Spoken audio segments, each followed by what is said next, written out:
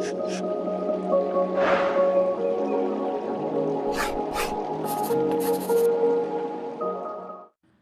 To Sarathi take दोस्तों। आज की क्लास शुरू करने से पहले एक बार जान लेते हैं कि हमने पिछली क्लास में क्या किया था।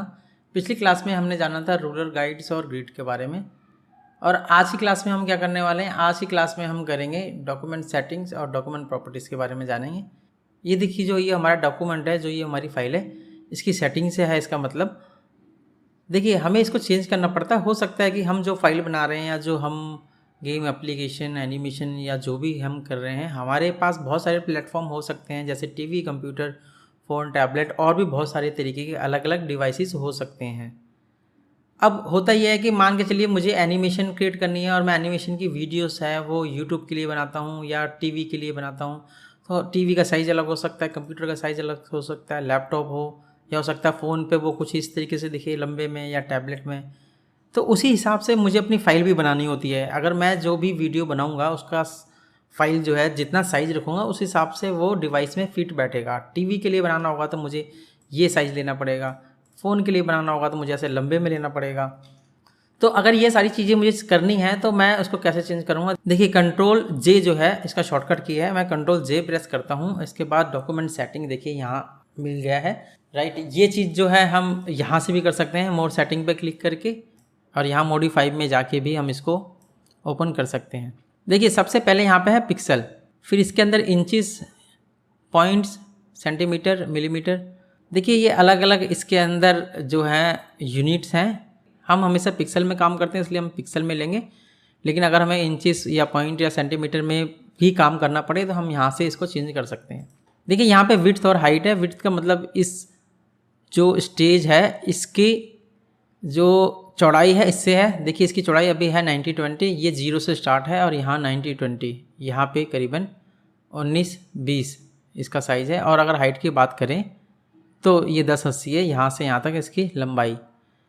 तो अगर हम चाहें यहाँ से तो इसकी लंबाई या चौड़ाई भी कम कर सकते हैं। देखिए, मैं इसको करता हूँ, मान के चलिए 100, मैं ओके कर देता हूँ। ये देखिए, ये समय ऐसे में आ गया लंबे में, और वापस कंट्रोल जे करता हूँ। ऐसे ही मैं इसकी हाइट भी चेंज कर सकता हूँ और इसकी विड्थ भी चेंज कर सकता हूँ। लेकिन ये देखिए, यहाँ बीच में एक लिंक बटन सा कुछ आ रहा है, मैं इस पर अगर क्लिक कर देता हूँ तो अब अगर मैं चेंज करूँगा यहाँ पे इसकी विड्थ तो इसकी हाइट भी चेंज होगी, और अगर मैं हाइट चेंज करूँगा तो इसकी विड्थ भी चेंज होगी। जैसे मान के चलिए, ये देखिए मैं दिखा रहा हूँ, देख रहे हैं आप, मैं अगर हाइट कम कर रहा हूँ या ज़्यादा कर रहा हूँ तो उसकी विड्थ भी हो रही है। मैं अगर इसको 500 करता हूँ और ओके करता हूँ तो अब देखिए ये कुछ ऐसा होगा, ये छोटा हो गया और मेरी सारा जो मैंने कंटेंट लिखा था साइड में वो यहाँ दिख रहे हैं। वापस कंट्रोल जेड करते हैं और कंट्रोल जी, यहाँ पे हमें मिलेगा मैच कंटेंट का ऑप्शन। अगर मेरे कंटेंट को मुझे मैच करना है, जैसे कि मैं इसको शो ऑल फ्रेम करता हूँ।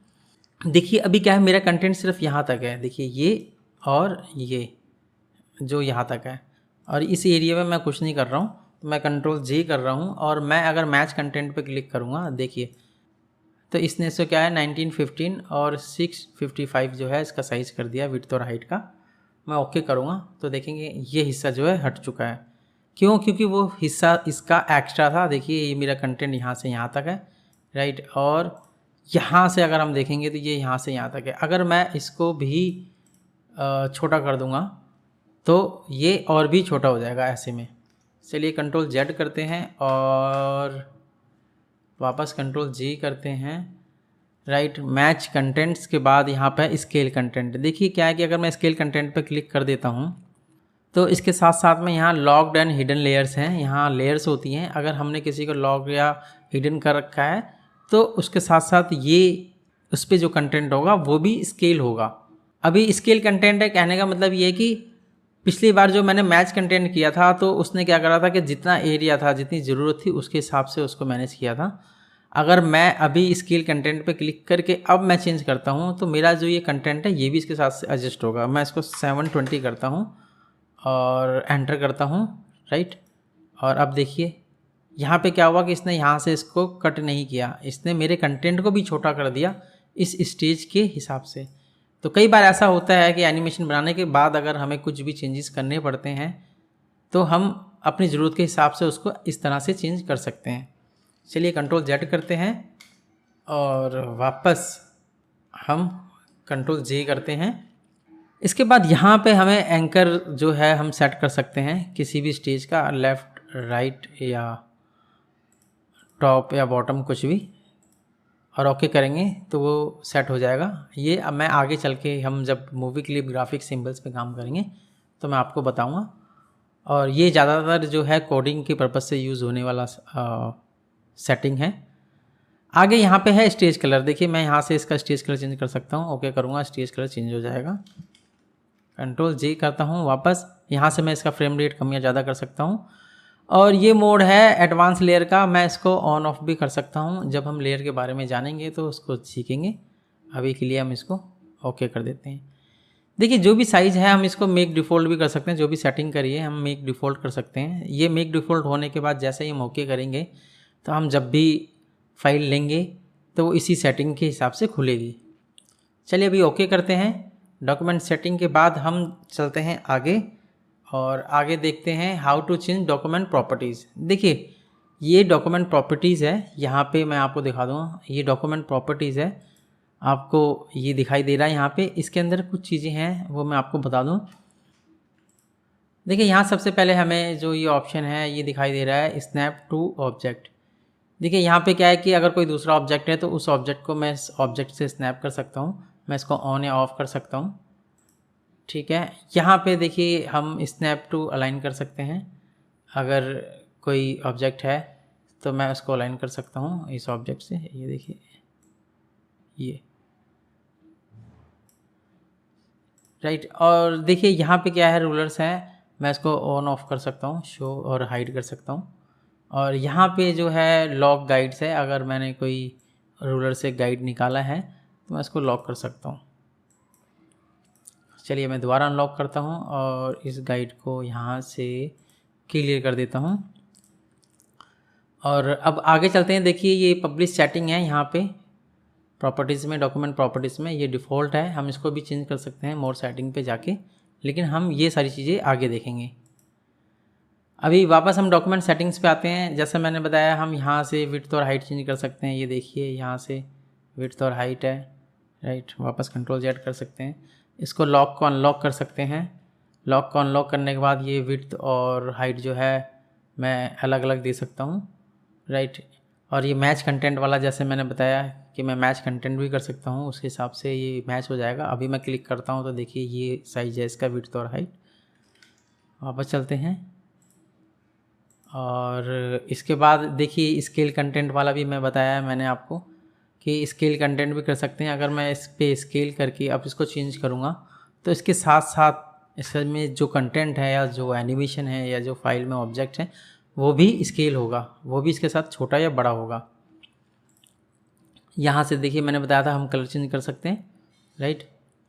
तो हम इसका कलर चेंज कर सकते हैं यहाँ से और अप्लाई टू पेस्ट बोर्ड कर सकते हैं। अगर मैं ये करूँगा अप्लाई टू पेस्ट बोर्ड तो ये सब जगह अप्लाई हो जाएगा। देखिए ये सारी जगह अप्लाई हो गया, वर्क एरिया में भी पूरा अप्लाई हो चुका है, ठीक है। बाय डिफ़ॉल्ट ये जो है अनचेक और ये वाइट ही रहता है, तो इसको हम वाइट कर देते हैं।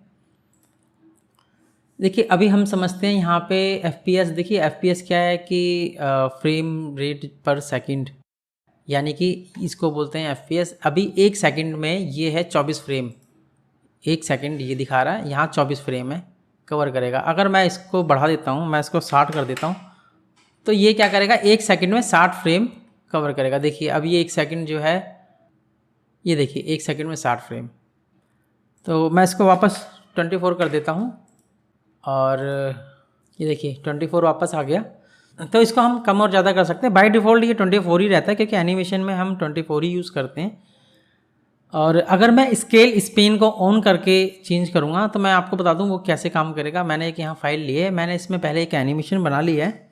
ये देखिए मैंने 24 पर सेकंड कर दिया और इस समय मैंने इसकी एनिमेशन भी 1 सेकंड के अंदर 24 फ्रेम्स लिए हैं।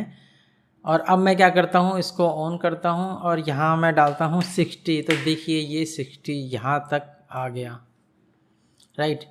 इसका मतलब ये है कि जब भी हम इसको ऑन करेंगे और फिर FPS को चेंज करेंगे तो ये एनिमेशन भी उसके हिसाब से आगे पीछे चेंज हो जाएगी। चलिए अब आगे चलते हैं और जानते हैं मोर सेटिंग्स के बारे में। मैं आपको बता चुका हूँ। यहाँ पे SWF हिस्ट्री है, राइट। इसकी मैं जब भी इस SWF को, यानी कि मैं जब भी इस फाइल को रेंडर करूँगा यहाँ से या फिर इसको मूवी को पब्लिश करूँगा, तो हमें क्या होगा, जब मैं इस क्लोज़ करता हूँ तो देखेंगे कि यहाँ टाइम और डेट आ जाएगा कि मैंने कब इस फाइल को पब्लिश किया था। देखिए 2:27 आज का टाइम है और आज की डेट है और फाइल का साइज़ दिखा रहा है। ये SWF की हिस्ट्री है। हम इसको क्लियर करना चाहें तो क्लियर भी कर सकते हैं।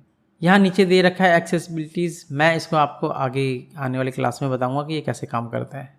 चलिए दोस्तों, आज के लिए बस इतना ही, और आप लगातार कंटिन्यूसली प्रैक्टिस करते रहें, प्रैक्टिस करना ना भूलें। अगर कोई भी प्रॉब्लम या किसी भी तरीके की कोई समस्या है या आप कुछ पूछना चाहते हैं तो आप मुझे कमेंट बॉक्स में कमेंट कर सकते हैं, मैं उसका जवाब ज़रूर दूंगा।